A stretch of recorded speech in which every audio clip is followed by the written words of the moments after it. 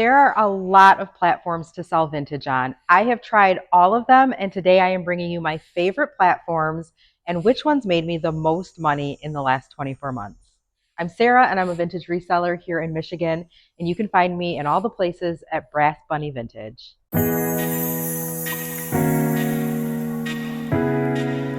Hi, friends. If you're new here, I'm Sarah, and I'm a vintage reseller in Michigan. I sell vintage both online and in a local booth space. And one of the questions I get asked all the time is, where's the best place to sell vintage?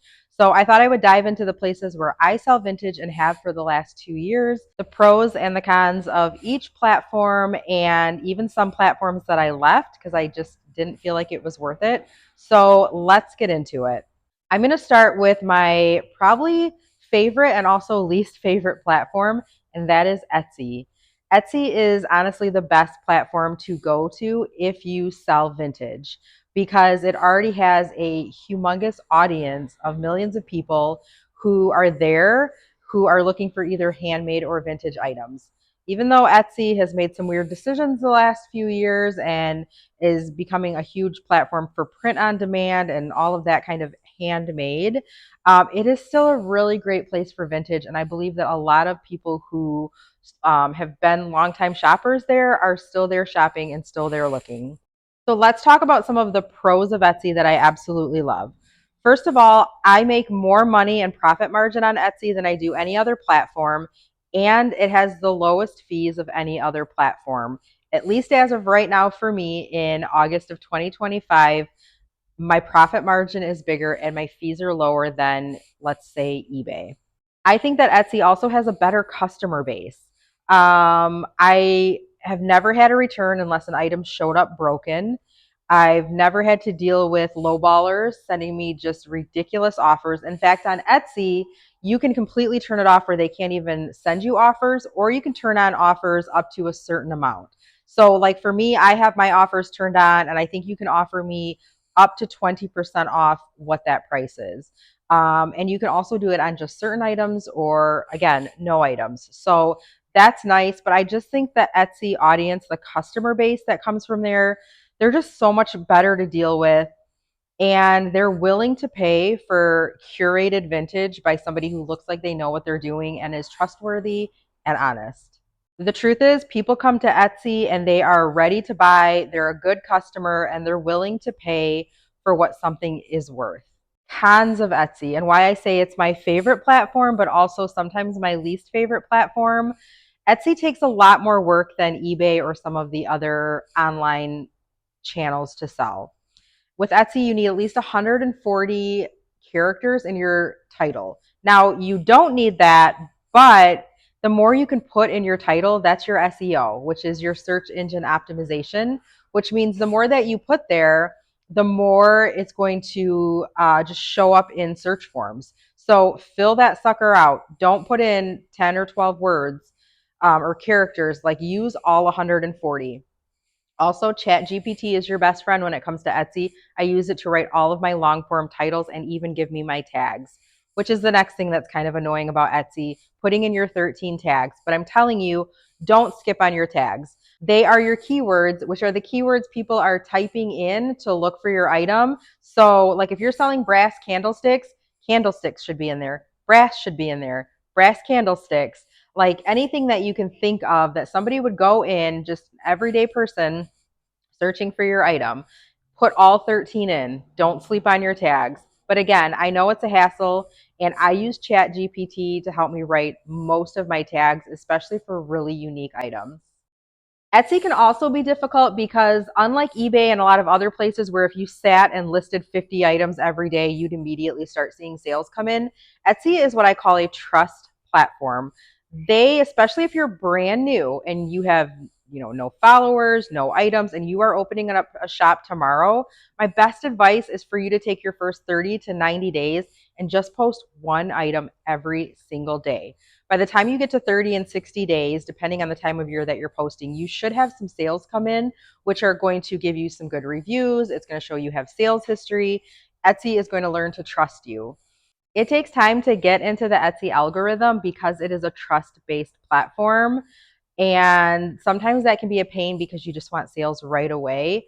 And I do not suggest that you open up an Etsy store and the same day start running ads. Again, you can pay Etsy all you want, but unless they know they can trust you and you've been on the platform for a while with sales and positive feedback, they're just not going to push you out into your audience until you've proved yourself as a good seller.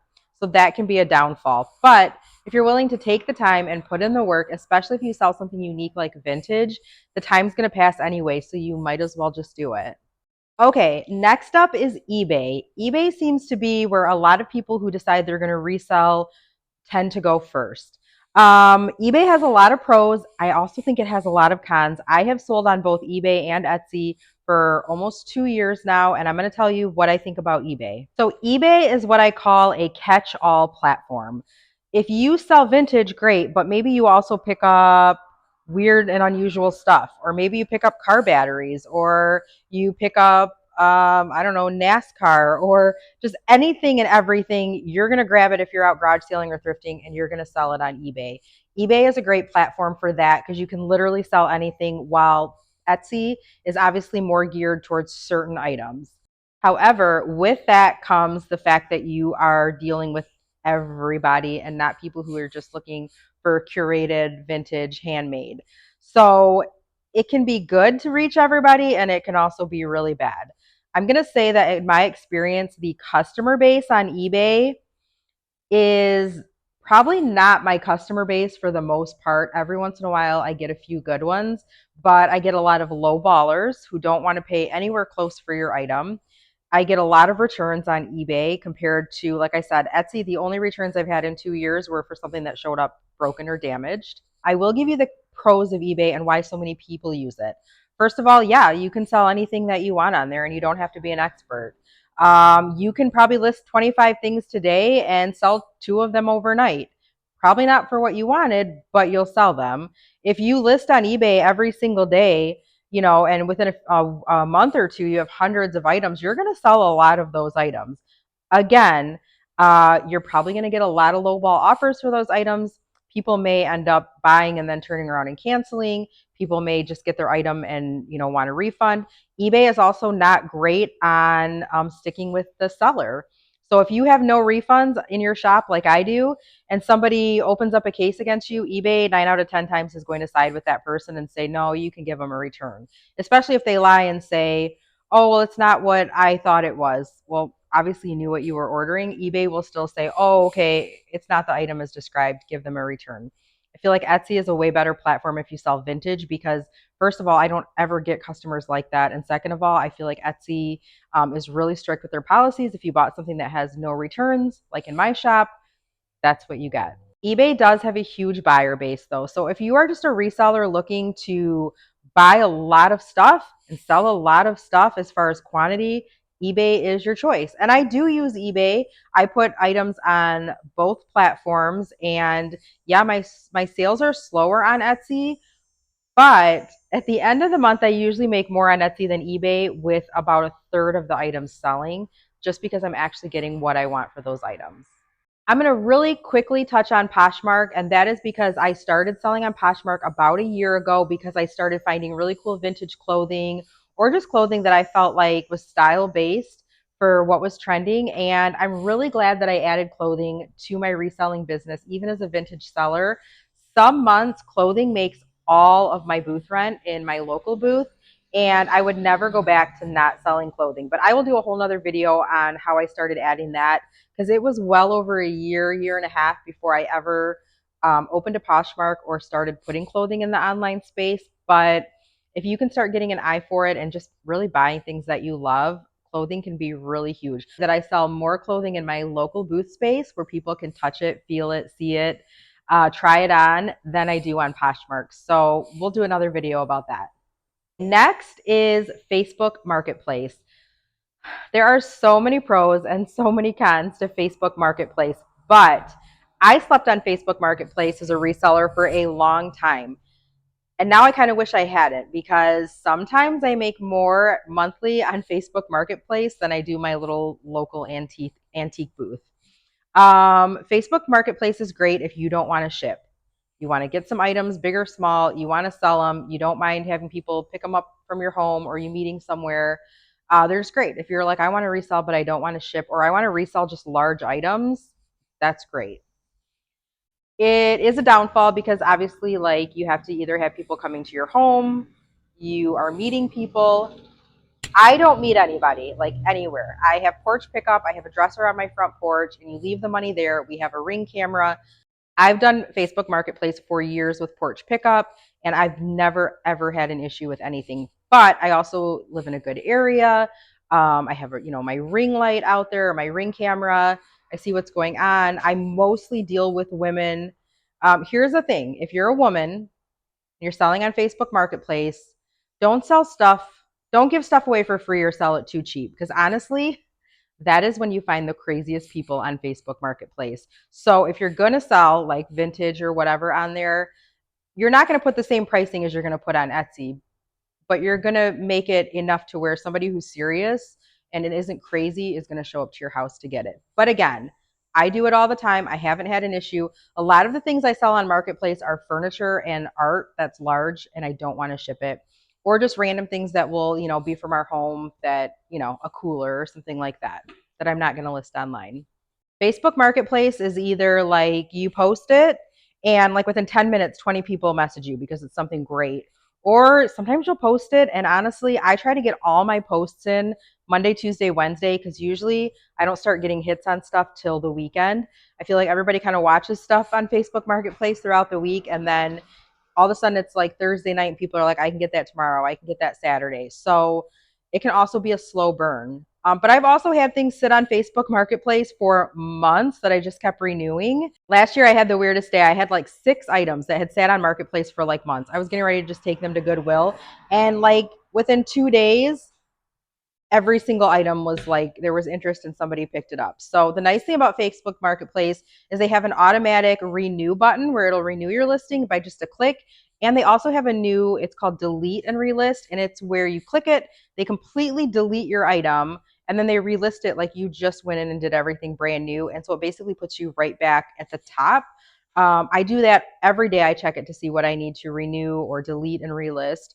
I always get sales from when I do that. You can also go in and lower your prices. Facebook Marketplace can be a game changer.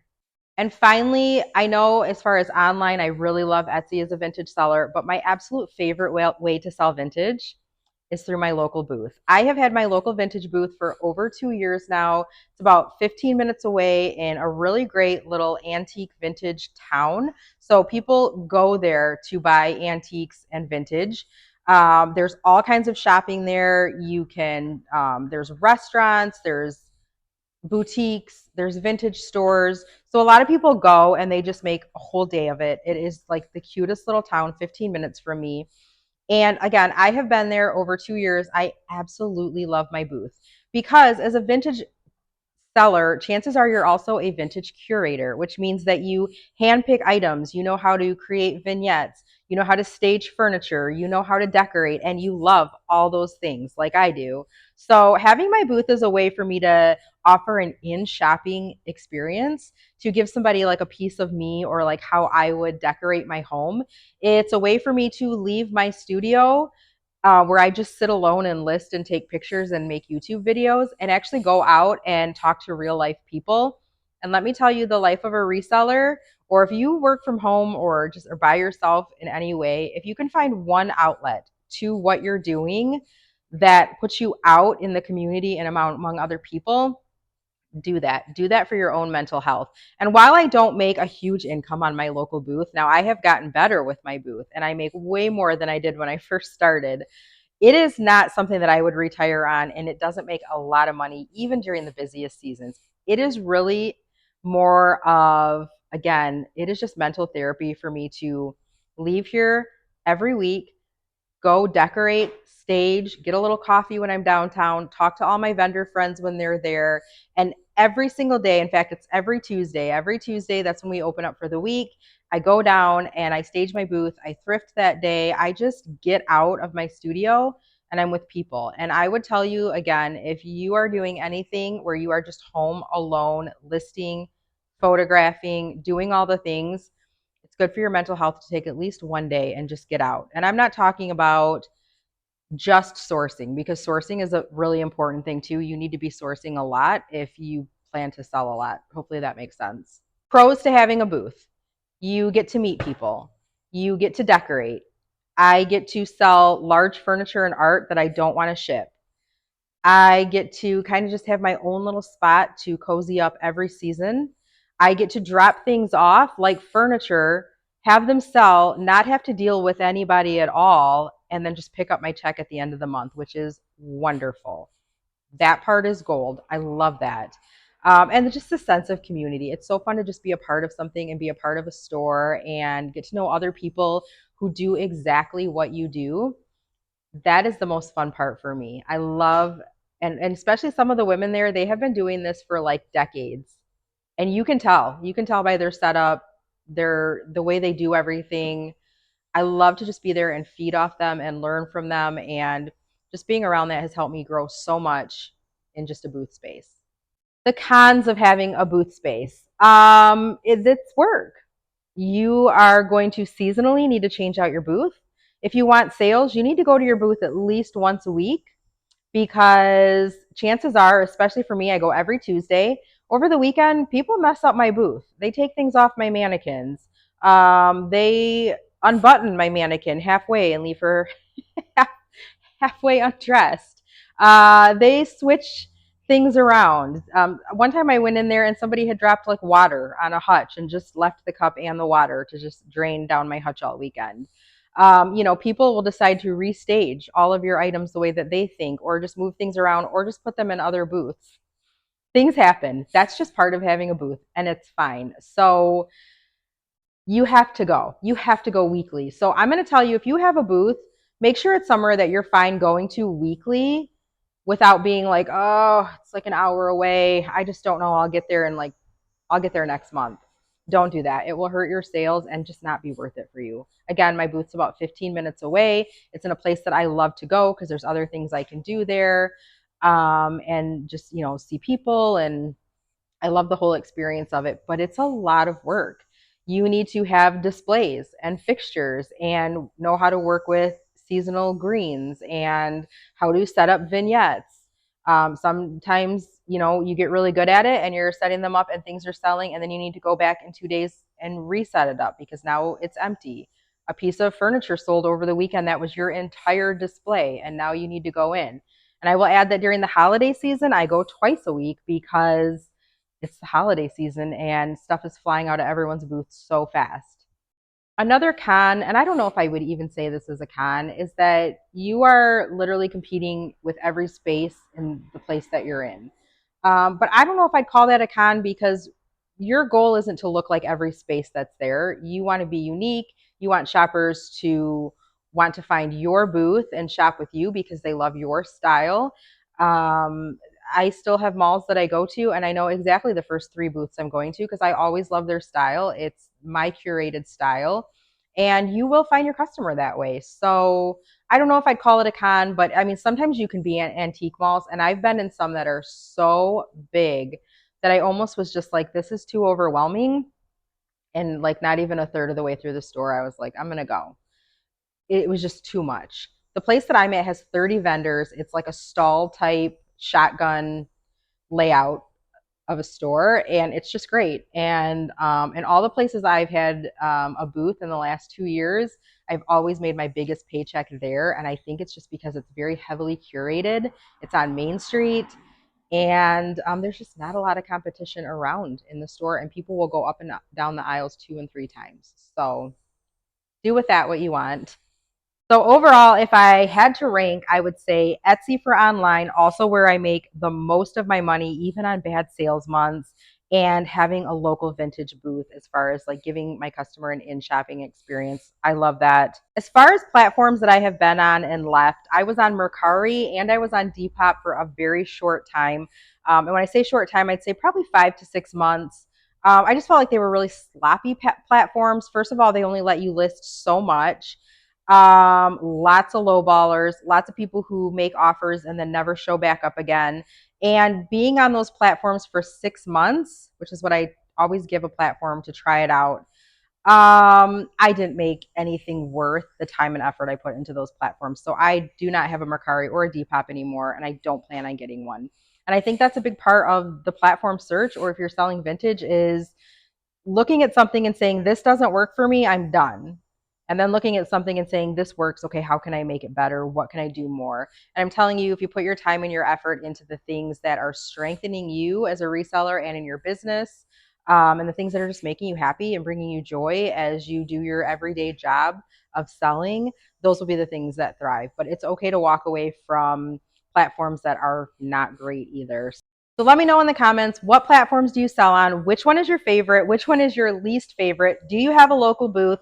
Do you have more questions for me? I cannot wait to create more videos and just share all the things I've learned these last few years as a vintage reseller. And I know that I am still learning, because that is vintage. You can learn and learn and then just have a whole history of things you didn't know about. But I absolutely love what I do. Please give me a like on this video, possibly share it, and don't forget to hit the subscribe button. Please leave any questions you have below.